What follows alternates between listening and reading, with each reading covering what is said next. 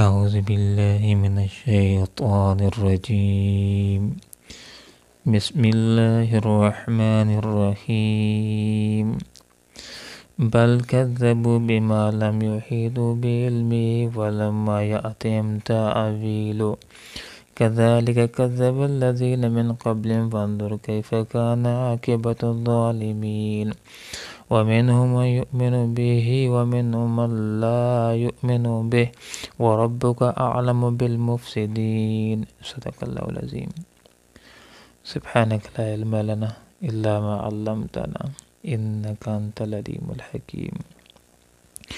بلکہ کذبوا جھٹلایا انہوں نے، بما اس کو جو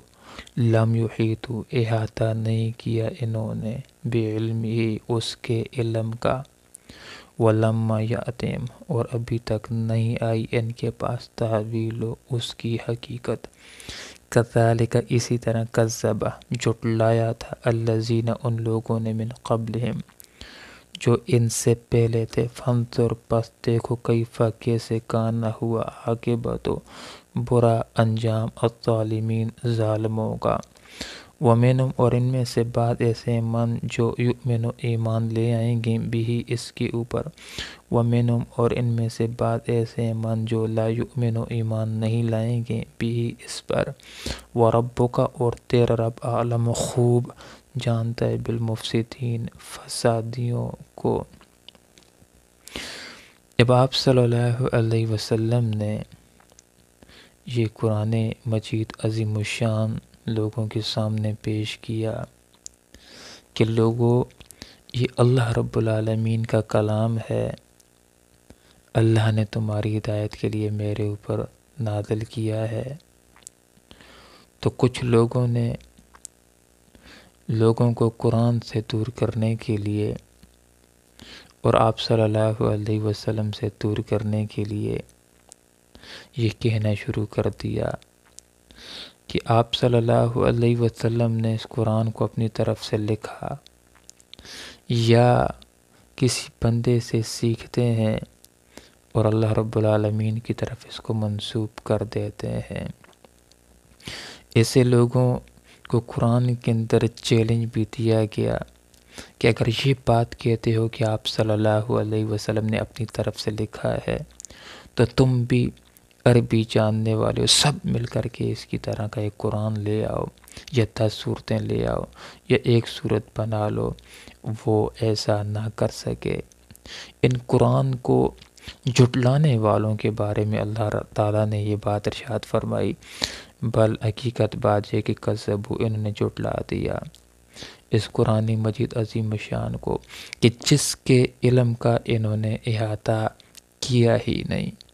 اور اس کی حقیقت بھی ابھی تک ان کے پاس نہیں آئی۔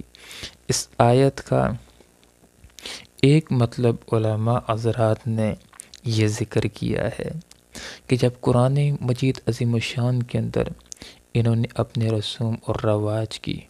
اور بتوں کی ترتیب دیکھی تو جھٹ سے قرآن مجید عظیم الشان کا انکار ہی کرنا شروع کر دیا اور یہ کہنا شروع کر دیا کہ اس کتاب کو اللہ رب العالمین نے نازل نہیں کیا ہے، غور و فکر کی زحمت ہی نہیں کی اور جھٹ سے قرآنی تعلیمات کا انکار کرنا شروع کر دیا۔ بل کذبوا بما لم یحیطوا بعلمہ، اس کا ایک مفہوم علماء حضرات نے یہ بھی لکھا ہے کہ جھٹ سے ان آیات کا بغیر کسی غور و فکر کے انکار کرنا شروع کر دیا۔ اگر غور و فکر کرتے اور اس کلام کے اوپر غور کرتے تو معارف اور علوم تک پہنچ جاتے اور کبھی انکار نہ کرتے، بلکہ اس کا اعتراف کر لیتے اور ایمان لے آتے اور قرآن مجید عظیم الشان کی تعلیمات کو اپنا لیتے۔ تو یہاں پر اللہ رب العالمین نے ارشاد فرمایا کہ ان لوگوں نے اس قرآن مجید عظیم الشان کا انکار کر دیا، اس کی تعلیمات کا انکار کر دیا ہے، حال یہ کہ انکار کرنے کی حقیقت اور برا انجام ان لوگوں تک ابھی پہنچا ہی نہیں ہے۔ اگر یہ ماضی کے اندر تھوڑا سا جھانک لے کہ اللہ کی کتاب کا انکار کرنے کا انجام کیا نکلتا ہے، تو یہ کبھی بھی انکار نہ کرتے، اللہ تعالیٰ کی کتاب کے اوپر ایمان لے آتے اور اپنے آپ کے لیے نفع کا سودا کرتے، دنیا کے اندر بھی کامیاب ہو جاتے، آخرت کے اندر بھی کامیاب ہو جاتے۔ تو ان لوگوں کو دعوت فکر دی جا رہی ہے کہ اے وہ لوگوں کہ جو آنکھیں بند کر کے قرآن مجید عظیم الشان کو جھٹلانا جنہوں نے شروع کر دیا ہے، تھوڑا سا غور و فکر تو کر لو کہ اس کتاب قرآن مجید عظیم الشان سے پہلے بھی اللہ تعالی نے دنیا کے اندر اپنی کتابوں کو نازل کیا ہے۔ اللہ نے تورات کو بھی نازل کیا تھا، اللہ نے انجیل کو بھی نازل کیا تھا، اور اللہ رب العالمین نے زبور کو بھی نازل کیا تھا، اور دوسرے صحائف کو بھی نازل کیا تھا۔ ذرا غور و فکر کر لو، ماضی کے آئینے کے اندر اپنے مستقبل کا تعین کر دو، تمہارے سامنے یہ بات آ جائے گی کہ جب بھی اللہ تعالیٰ نے کسی کتاب کو نازل کیا ہے تو جن لوگوں نے اللہ کی کتاب کے اوپر ایمان لایا تھا، اس کو سیکھا تھا، اس کے اوپر عمل کیا تھا، دنیا کے اندر بھی کامیاب ہوئے تھے، عذابوں سے بچے تھے، سرخرو ہوئے تھے، اور آخرت کے اندر بھی وہ کامیاب ہوئے۔ لیکن جن لوگوں نے اللہ تعالیٰ کی کتاب کو جھٹلایا اور اللہ کے انبیاء کو جھٹلا دیا، ان کا انجام کیا ہوا یہاں پر ذکر کر دیا۔ کذالک، اسی طرح کذبت، جھٹلایا تھا، الذین، ان لوگوں نے، من قبل، جو ان سے پہلے تھے، فانظر کیف کان عاقبۃ الظالمین، ذرا دیکھو تو ان اللہ کی کتاب کو جھٹلانے والے ظالموں کا برا انجام کیا ہوا۔ حضرت نوح علیہ السلام کی قوم کے اوپر غور و فکر کر لو، سیلاب کا شکار ہوئے۔ فرعون کی قوم کو ذرا دیکھ لو، بحر کلثم کی موجوں کا شکار ہوئے۔ حضرت صالح علیہ السلام اور حضرت ہود علیہ السلام کی قوموں کے اوپر ذرا غور و فکر کر لو، جب اللہ تعالیٰ کی کتابوں کو جھٹلایا اور اللہ رب العالمین کے انبیاء کو جھٹلایا، تو بعد سر کے ذریعے، زلزلوں کے ذریعے سے ان کو تباہ و برباد کر دیا گیا تھا۔ حضرت لوط علیہ السلام کی قوم کو بحر مردار کے اندر الٹا کر کے پھینک دیا گیا۔ تو یہاں پر اہل مکہ کو یہ دعوت دی جا رہی ہے کہ تمہارے پاس بھی اللہ کا پیغمبر آ چکا اور اللہ رب العالمین کی کتاب قرآن مجید آ چکی۔ اب جو لوگ اس کتاب کے اوپر ایمان لے آئیں گے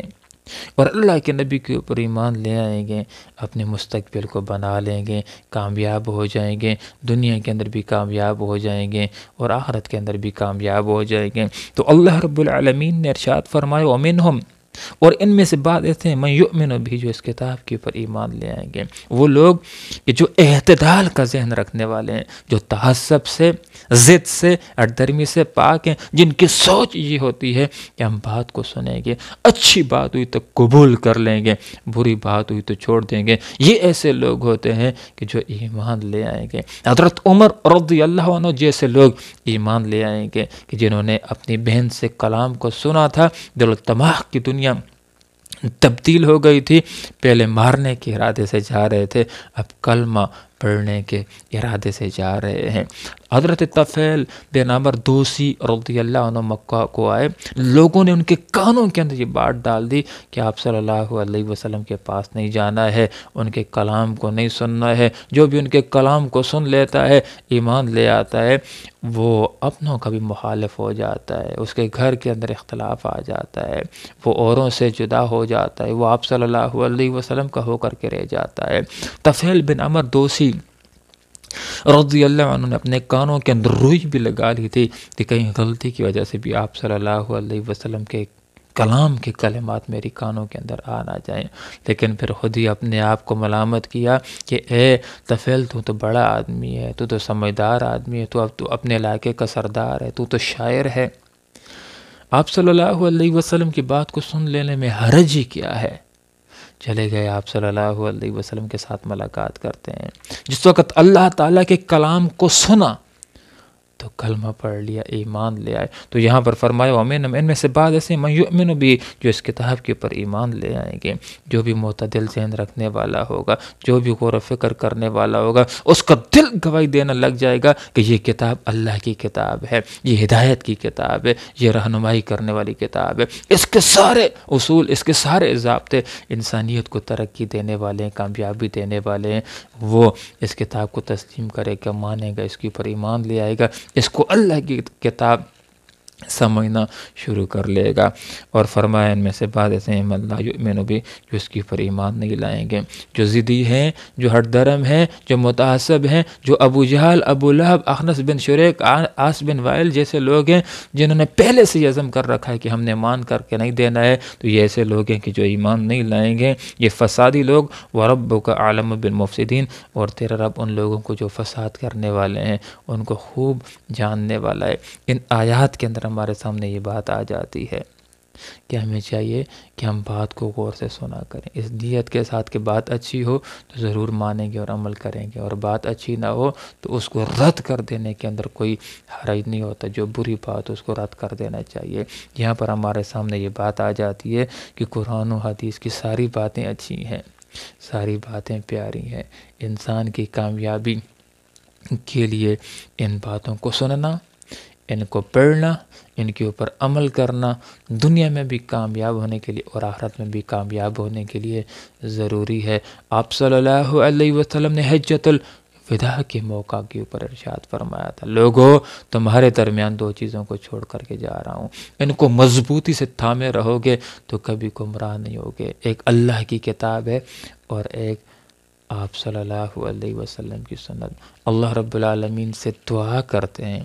کہ اللہ تعالیٰ اس بات کی توفیق عطا فرمائے کہ ہم قرآن مجید عظیم الشان کی آیات کے اندر غور و فکر کریں، ان کو سمجھیں، ان کے اوپر عمل کریں، اللہ عمل کی توفیق عطا فرمائے۔ آمین۔ وآخر دعوانا ان الحمد للہ رب العالمین۔